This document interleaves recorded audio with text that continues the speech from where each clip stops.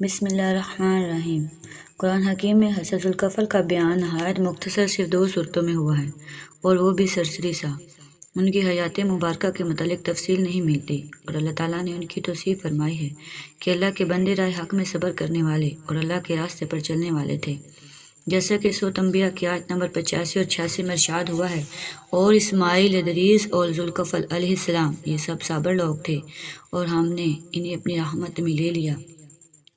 اسی طرح پھر سورۃ صاد میں بھی اللہ تعالیٰ نے فرمایا ہے، ذکر کرو اسماعیل، عیس اور ذوالکفل علیہ السلام کا کہ یہ سب بہترین لوگ تھے۔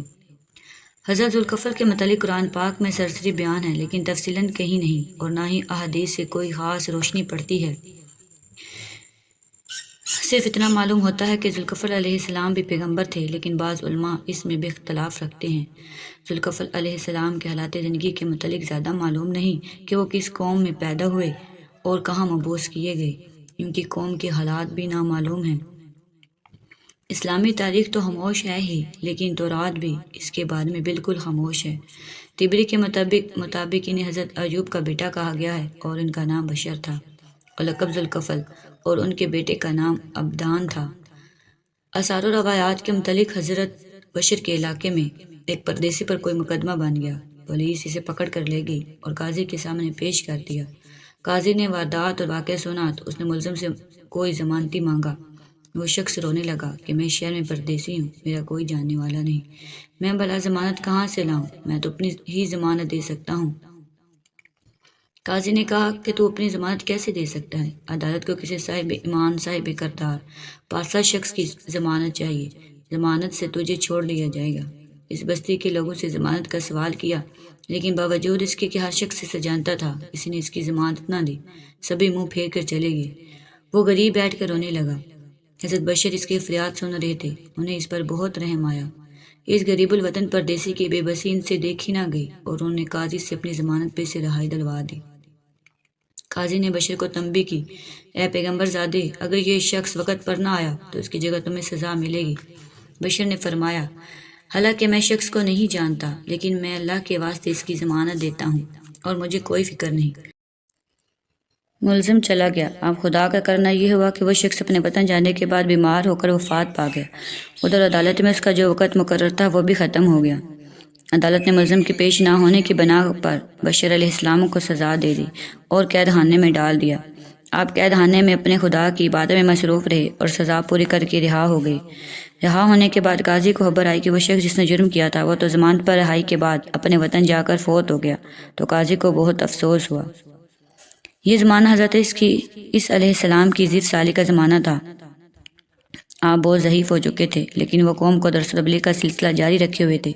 عمر رسیدہ ہونے کی وجہ سے انہیں اپنی پیرانہ سالی کا احساس تھا، اور وہ یہ محسوس کرتے تھے کہ میرے بعد قوم کو درس و تدریس کا سلسلہ کون جاری رکھے گا۔ جب اسرائیلی نبی علیہ السلام بہت ضعیف ہو گئے تو ایک دن ارشاد فرمایا، کاش میری زندگی ہی میں کوئی ایسا شخص ہوتا جو میرا قائم مقام ہوتا، مجھ کو یہ اطمینان ہوتا کہ وہ میری صحیح نیابت کرنے کا اہل ہے۔ اس کے بعد انہوں نے بنی اسرائیل کا اجتماع کیا اور فرمایا کہ میں تم میں سے ایک شخص کو اپنا خلیفہ بنانا چاہتا ہوں، بشرطے کہ وہ مجھ سے 3 باتوں کا عہد کرے، دن بھر روزہ رکھے اور رات کو خدا کی بات میں مشغول رہے اور کبھی غصہ نہ کرے۔ یہ سن کر ایک ایسا شخص کھڑا ہوا جو لوگوں کی نظر میں بے وقت نظر آتا تھا۔ وہ کہنے لگا، اس خدمت کے لیے میں حاضر ہوں۔ حضرت عیسیٰ علیہ السلام نے اپنی 3 شرطیں دوبارہ فرمائیں اور دریافت کیا، کیا ان کی پابندی کرو گے؟ اس شخص نے جواب دیا، بے شک۔ دوسرا دن ہوا، حضرت عیسیٰ علیہ السلام نے پھر اجتماع کیا اور اپنی کل والی بات کو دہرایا۔ سب خاموش رہے اور وہی شخص پھر کھڑا ہوا۔ اس نے جواب دیا، بے شک میں 3 شرطیں پوری کروں گا۔ اس نے آگے بڑھ کر عہد کیا اور دینی خدمات پیش کر دیں، تب عیسیٰ علیہ السلام نے اس کو اپنا خلیفہ بنا لیا۔ شیطان نے جب یہ دیکھا تو وہ برداشت نہ کر سکا، اور اس نے اپنی ہر ممکن کوشش کی کہ آپ علیہ السلام اپنی 3 شرطوں سے منحرف ہو جائیں، لیکن وہ اپنے ناپاک ارادوں میں کامیاب نہ ہو سکا۔ شاہ عبد القادر رحمۃ اللہ فرماتے ہیں کہ ذوالکفل ایوب کے صاحبزادے تھے، اور انہیں اللہ کے واسطے کسی شخص کی ضمانت دے دی تھی جو واپس لوٹ کر نہیں آیا، جس کی پاداش میں ان کو کئی برس قید و بند کی تکالیف اٹھانا پڑی۔ ذوالکفل کے بارے میں بعض مفسرین علماء کہتے ہیں کہ وہ ایک صالح آدمی تھے، نبی نہ تھے، اور یہ کہنا کہ ذوالکفل گوتم بدھ ہی تھے صرف قیاس آرائی ہے اور اس کی مستند دلیل نہیں ہے۔ لہٰذا قرآن پاک کے فرمان کے مطابق ذوالکفل نبی ہی تھے، جیسا کہ قرآن مجید میں فرمان ہے، اور اسماعیل اور ادریس اور ذوالکفل سب رائے حق میں صبر کرنے والے تھے، ہم نے انہیں اپنی رحمت کے سائے میں لے لیا، یقیناً وہ نیک نبیوں میں سے تھے۔ سعد میں بھی ایک بار پھر اس بات کی تصدیق فرمائی گئی ہے۔ بس سچائی کی سب سے بڑی دلیل قرآن پاک کی شہادت ہی ہے کہ ذوالکفل علیہ السلام کا نام گرامی دوسرے نبیوں کے ساتھ مذکور ہے، اور اگر کوئی محقق اس کی طرف بحث کرتا ہے تو وہ صرف غلطی پر ہے۔ اس لیے مومن کا عقیدہ ہونا چاہیے کہ ہم خدا کے نبیوں کے درمیان کوئی فرق نہیں کرتے، یعنی سب نبی پر ایمان لاتے ہیں۔ اس صاف اور واضح عقیدے کے بعد اگر ہمارے سامنے کسی اور قوم اور خطۂ ارض میں بھیجے گئے نبی کا نام یا واقعہ نہیں آیا تو اس کے وجود و اسباب کو اللہ ہی بہتر جانتا ہے۔ میں امید کرتی ہوں کہ آج کی یہ ویڈیو آپ کو پسند آئی ہوگی۔